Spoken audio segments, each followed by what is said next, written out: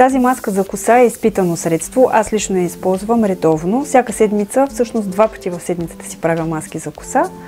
И много често си правя маска с маз, газ и оцет. Косата става наистина много мекичка, гладка, лъскава и еластична. Ако искате да имате здрава и хубава коса, правете си редовно маски за коса.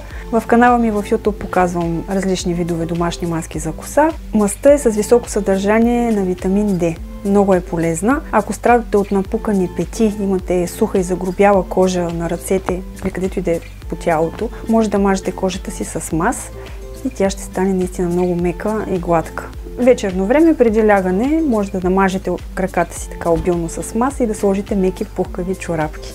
Да спите така, ще видите резултат още след първата вечер. През зимата кожата на ръцете става суха и загрубяла, така че съветвам ви, редувайте крема за ръце с маса. Аз също така си правя и пилинг на лицето, като смесвам малко мас с сол, морска сол, фино смляна морска сол. Разбърквам, става като кремче и си измивам лицето с тази смес. Много добър пилинг. Маската с маз, газ и оцет може да използвате и ако имате въшки. Като деца в училище, знаете, случвало се да хванем въшки и вкъщи майка ни мажеше с мен и сестра ми косите ни с маз, газ и оцет.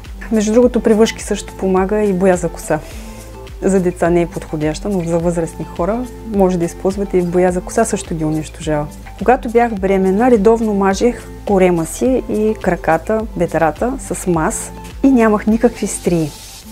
Кожата беше много мека и гладка и нямах никакви проблеми с стрии, белези след раждането. Също така, когато синът ми се роди, беше съвсем малък бебенце, го мажехме редовно с цялото тяло с зехтин и с свинска маса. Редувахме зехтин и свинска маса.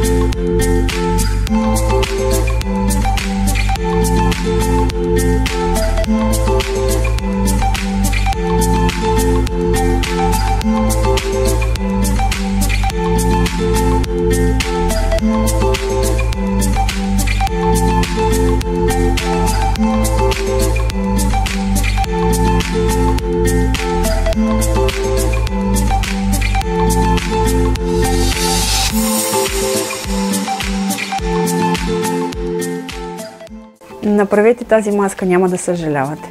До скоро, приятели, ще се видим в следващото видео. Чао!